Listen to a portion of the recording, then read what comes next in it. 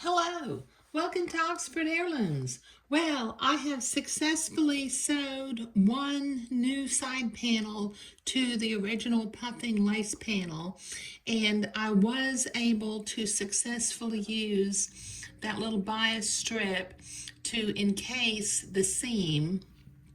Okay, but let me tell you what I had to do. I wanted to do one side before I started videoing myself so that I could work out the kinks in everything that I had to do. Now, the little bias strip, yesterday or last evening, I pressed this, but it's been folded for well over 150 years and it's curled back up. So what I did with the first one was I pressed it again and then I starched it so that it was a little bit stiff. So I will, before I start working on this next seam, I will go iron and starch my little bias strip.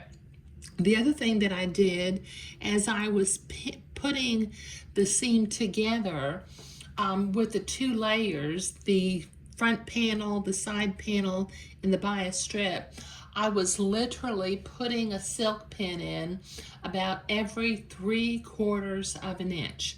I mean, I used a lot of pins because this, particularly the fabric, the Swiss muslin, the older Swiss muslin, it's so old and it's wiggly, and that seam is only going to be about 1/8 of an inch.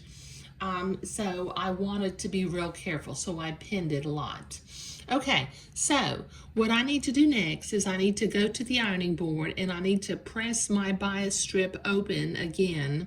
And this time, after I get it pressed open, I will starch it, and then I will come back and starting from the top, I will begin to pin this seam together. So I'll be right back. Okay, so I've been to the ironing board and I have pressed and starched this little bias strip again. Okay, and I have gone ahead and I started up at the top where I had the seam taken apart. And I'm literally pinning about every 3/4 of an inch, going along the bias strip and the puffing strip and the new front panel. So I'm pinning through all 3 layers.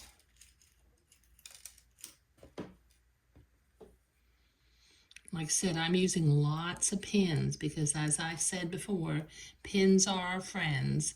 And in a project like this, where the Swiss muslin is just so wiggly, particularly the original Swiss muslin that's old, it takes lots of pins.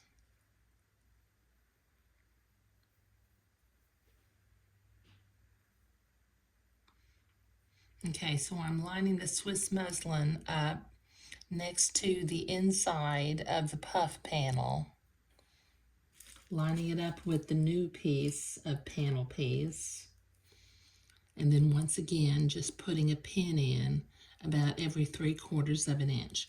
Okay, now this will take me a while to get all the way down to the bottom of the gown, or the bottom of the bias strip. So let me continue pinning and I'll be right back. Okay, so I've got that seam pinned together with lots and lots of pins. I think I had one that fell out right here. Okay, now this seam flares. It goes from being narrow up at the top to wider down at the bottom. And I have learned the hard way over the years that when you're sewing a flared seam, that in order to keep the seam from stretching as you sew it, you need to start at the widest part of the flare, and sew it as it tapers in. So I'm going to start sewing at the bottom of the fancy puff lace panel with an 1/8 of an inch seam allowance. And I've got tons of pins to take out as I sew because, like I said, I literally put them in about every 3/4 of an inch. So let me begin to sew with a straight stitch.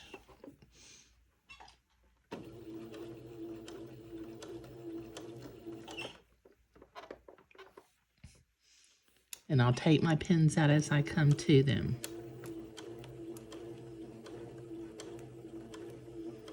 I'm not sewing real fast, just because I want to maintain control over the seam.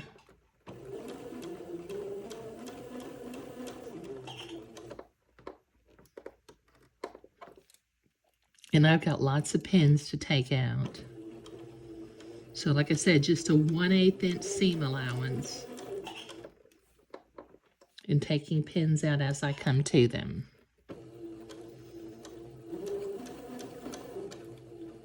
Okay, now this will take me a little while to get to the top of the seam where it's already, it is still sewn together. So I'll be right back.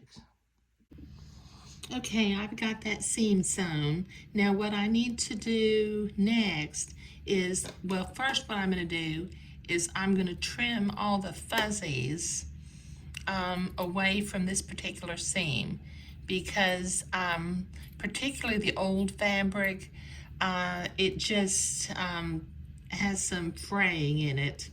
But what I need to do, let me show you where I've got this trimmed here.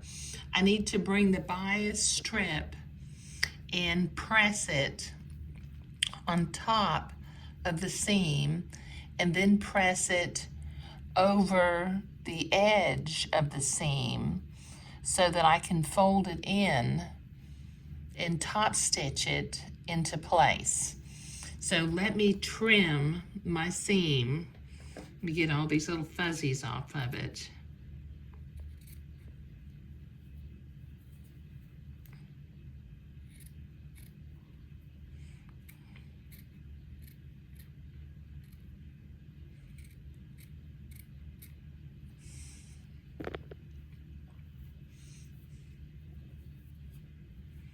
I think this kind of seam with the bias tape is called a felled seam, F-E-L-D. But before I go to the ironing board, or when I go to the ironing board, I will look that up online just to check and make sure. Okay, so I've got quite a bit of trimming to do, and then I need to go to the ironing board and press my bias tape into place. So I'll be right back. Okay, well, I looked this up, and it's not called a felled seam, F-E-L-L-E-D, because a felled seam doesn't use a piece of bias. So I don't know what this is called, but it's sort of like a felled seam. Okay, now I'm going to sew just immediately on the edge of the bias. Now what I did was I pressed the bias toward the seam, and then I pressed it around the seam. So I'm just going to sew a tiny little seam, just catching the edge of the bias fold.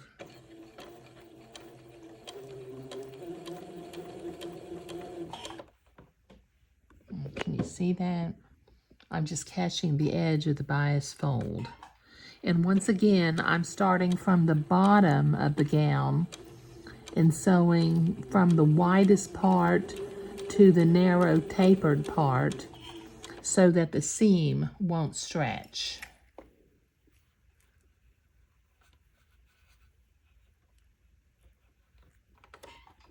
Thought about pinning this, but you know, but that little bias strip is so narrow, and the bias strip is ironed around the raw edge of the seam, so I think it'll be okay for me just to sew a little bit at a time and hold it into place.